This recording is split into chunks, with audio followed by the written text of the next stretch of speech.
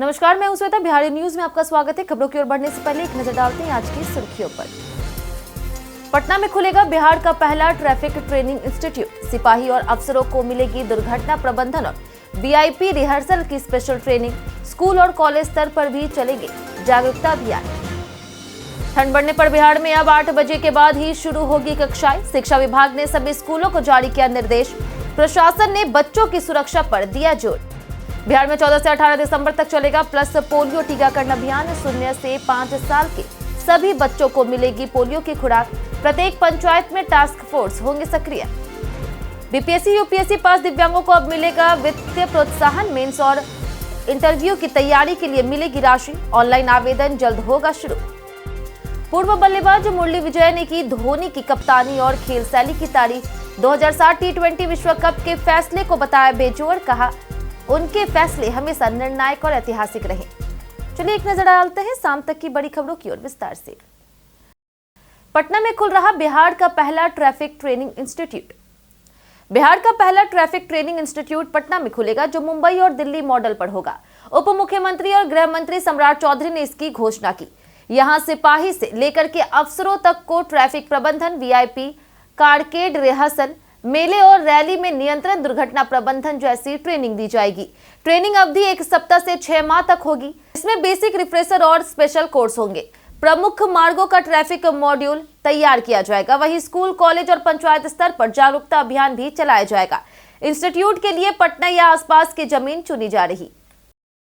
ठंड बढ़ने पर बिहार में अब 8 बजे के बाद ही शुरू होगी कक्षाएं। बिहार में कड़ाके की ठंड, पछुआ हवा और घने कोहरे ने जनजीवन प्रभावित कर दिया। कई जिलों में तापमान सामान्य से नीचे है और सुबह दोपहर तक दृश्यता कम बनी रहती है। बढ़ती शीतलहर को देखते हुए शिक्षा विभाग ने सभी सरकारी और निजी स्कूलों में कक्षाएं सुबह 8 बजे से पहले न लगाने का आदेश जारी किया है। पटना सहित कई जिलों में यह निर्देश तुरंत लागू कर दिया गया। मौसम विभाग ने अगले कुछ दिनों तक राहत की उम्मीद न होने की चेतावनी दी। वहीं प्रशासन ने लोगों से सावधानी बरतने और बच्चों को गर्म कपड़ों में भेजने की अपील की है। परीक्षा लीक रोकने के लिए 24 घंटे स्पेशल एग्जाम ब्रांच बिहार में रहेगी सक्रिय। बिहार सरकार ने प्रश्न पत्र माफियों पर कड़ा प्रहार शुरू कर दिया है। गृह मंत्री सम्राट चौधरी के निर्देश पर बिहार आर्थिक अपराध इकाई की स्पेशल परीक्षा शाखा को मजबूत कर 24 घंटे सक्रिय रखा गया है। इस शाखा के तहत पुलिस उपाधीक्षक सीधे एसपी के नियंत्रण में माफियों, दलालों और शामिल अधिकारियों की निगरानी करेंगे। Social media monitoring units, Facebook, WhatsApp, Telegram और यूट्यूब पर संदिग्ध गतिविधियों पर नजर रखी जाएगी।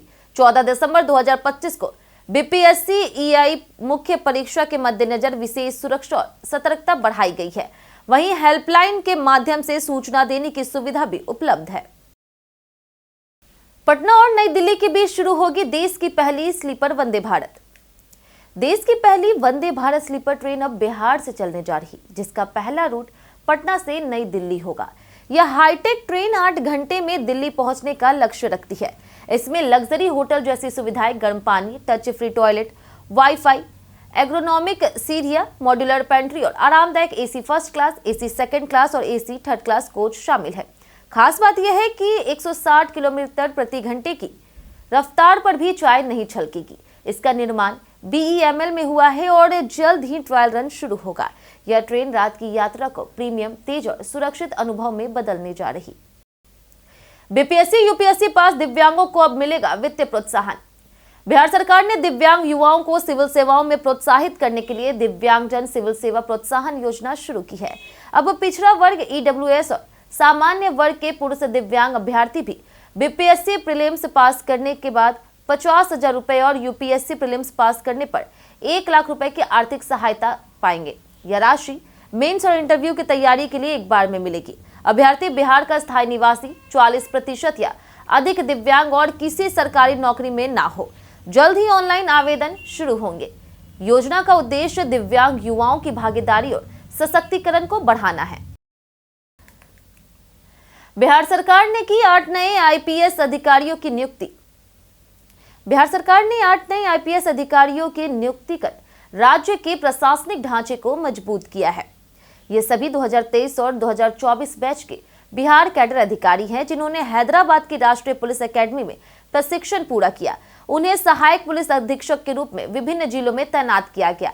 राजधानी पटना की जिम्मेदारी सुषमा सागर को दी गई, जबकि अन्य जिलों में समस्तीपुर, गया जी, पूर्वी पश्चिमी चंपारण, दरभंगा, मुजफ्फरपुर और भागलपुर में अधिकारी नियुक्त हुए। इनके तैनाती में पुलिसिंग में नई ऊर्जा, आधुनिक तरीके और अपराध नियंत्रण में सुधार की उम्मीद है। सीबीएसई ने स्कूलों में एंटी बुलिंग कमेटी बनाने का दिया निर्देश। केंद्रीय माध्यमिक शिक्षा बोर्ड यानी कि सीबीएसई ने स्कूलों में उत्पीड़न रोकने और सकारात्मक माहौल बनाने के लिए एंटी बुलिंग कमेटी गठित करने का निर्देश दिया। यह समिति प्रधानाचार्य, शिक्षक, काउंसलर, चिकित्सा अधिकारी, विद्यार्थी और अभिभावकों के प्रतिनिधियों से बनती है। कमेटी शारीरिक, मौखिक, सामाजिक और ऑनलाइन बदमाशी की घटनाओं की पहचान कर समाधान करती है, पीड़ित छात्रों को सुरक्षित मंच देती है और अनुशासनात्मक कार्रवाई की सिफारिश करती है। एनसीईआरटी सर्वे के अनुसार 31% बच्चे परेशानियों का सामना करते हैं। यह पहल स्कूलों में डर मुक्त, सम्मानजनक और सकारात्मक वातावरण सुनिश्चित करने के उद्देश्य से की गई है। आरटीआई रिपोर्ट ने नेताओं की अवैध पेंशन पर किया बड़ा खुलासा। आरटीआई के ताजा खुलासा में पता चला है कि केंद्र और बिहार सरकार के कई नेता वेतन के साथ अवैध रूप से पेंशन भी ले रहे थे। कुल 8 नेताओं का नाम इसमें सामने आया है, जिनमें केंद्रीय मंत्री और बिहार के वित्त मंत्री भी शामिल हैं। नियमों के अनुसार सांसद या विधायक रहते हुए पेंशन लेना गैर कानूनी है, फिर भी कई नेताओं को वर्षों से पेंशन मिलती है। कुछ नेताओं ने सफाई देते हुए पेंशन लौटाने की बात कही। यह मामला प्रशासनिक पारदर्शिता, कानूनी अनुपालन और राजनीतिक नैतिकता पर गंभीर सवाल खड़ा करता है और संभव है कि आगे जांच होगी। बिहार ने सैयद मुश्ताक अली ट्रॉफी में दर्ज की पहली जीत। सैयद मुश्ताक अली ट्रॉफी के एलिट ग्रुप में बिहार ने 6 हार के बाद अंतिम मुकाबले में पहली जीत दर्ज की है। कोलकाता के जेयू सेकेंड कैंपस में उत्तर प्रदेश को 6 विकेट से हराया। बिहार के बल्लेबाज पीयूष कुमार सिंह ने 57 रन के अहम पारी खेलकर प्लेयर ऑफ द मैच रहे। आयुष लोहारुका ने 36 रन बनाए। विपिन सौरभ ने अंत में नाबाद 26 रन से टीम को जीत दिलाई। उत्तर प्रदेश ने 20 ओवर में 6 विकेट पर 144 रन बनाए। बिहार ने 19.2 ओवर में 4 विकेट खोकर लक्ष्य 145 रन पूरा किया। ठंड में रेलवे हादसे रोकने के लिए दानापुर मंडल ने शुरू की पेट्रोलिंग। दानापुर रेल मंडल ने ठंड में यात्रियों की सुरक्षा सुनिश्चित करने के लिए शीतकालीन नाइट ट्रैक पेट्रोलिंग शुरू की है।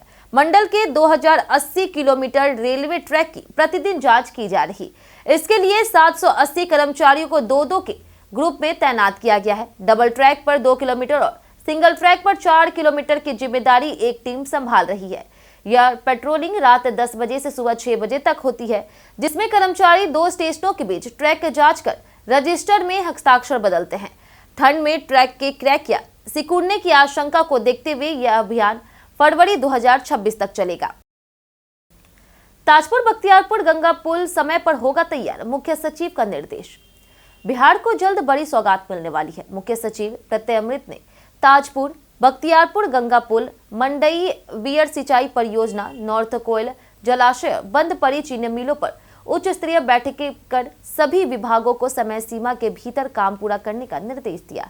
गंगा पुल से उत्तर और दक्षिण बिहार की कनेक्टिविटी मजबूत होगी, जबकि मंडई वियर परियोजना से 3759 हेक्टेयर क्षेत्र में सिंचाई संभव होगी। वहीं नॉर्थ कोयल जलाशय परियोजना और चीनी मिलों के पुनरुद्धार से रोजगार बढ़ेगा और किसानों को स्थायी बाजार मिलेगा। सरकार ने साप्ताहिक मॉनिटरिंग और जवाबदेही सुनिश्चित की है। बिहार में भूमि रिकॉर्ड सुधार अभियान, उप मुख्यमंत्री ने संभाली कमान। बिहार सरकार ने भूमि रिकॉर्ड सुधार को तेज करने के लिए विशेष भू सर्वेक्षण अभियान चलाया है। उप मुख्यमंत्री और भूमि सुधार मंत्री विजय कुमार सिन्हा ने पटना में उच्च स्तरीय समीक्षा बैठक कर सभी जिलों में काम की प्रगति की जानकारी ली और तय समय सीमा में पूरा करने के निर्देश दिए। सर्वेक्षण 2 चरणों में चल रहा, जिसमें अब तक सैकड़ों गांव के रिकॉर्ड अपडेट किए जा चुके हैं। हर जिले में धीमी प्रगति वाली 10 पंचायतों की सूची बनाकर वहां अतिरिक्त संसाधन तैनात किए जाएंगे। मंत्री ने लापरवाही बर्दाश्त न करने की चेतावनी दी, इससे भूमि रिकॉर्ड आधुनिक, सटीक और पारदर्शी होंगे। बक्सर में बनेगा 3 लेन गंगा पुल। बक्सर में गंगा नदी पर निर्माणाधीन तीसरा पुल बिहार के विकास और यातायात सुगमता में महत्वपूर्ण भूमिका निभाएगा। मुख्यमंत्री नीतीश कुमार और उप मुख्यमंत्री सम्राट चौधरी ने हाल ही में इसका हवाई निरीक्षण किया और कार्य तेज करने के निर्देश दिए। 3.2 किलोमीटर लंबे इस 3 लेन पुल में 1.2 किलोमीटर मुख्य पुल और 2 किलोमीटर अप्रोच रोड और रोटरी शामिल है, जिसमें 44 मजबूत खंभे होंगे। यह बक्सर पटना राजमार्ग को पूर्वांचल एक्सप्रेसवे और बलिया गाजीपुर हाईवे से जोड़ेगा। पुल के पूरा होने से पटना वाराणसी लखनऊ यात्रा आसान होगी और व्यापार, रोजगार और क्षेत्रीय विकास को गति मिलेगी।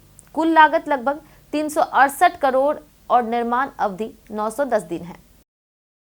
मुरली विजय ने की धोनी की कप्तानी और खेल शैली की सराहना। पूर्व भारतीय सलामी बल्लेबाज मुरली विजय ने दिग्गज MS धोनी की कप्तानी और खेल शैली की जमकर सराहना की।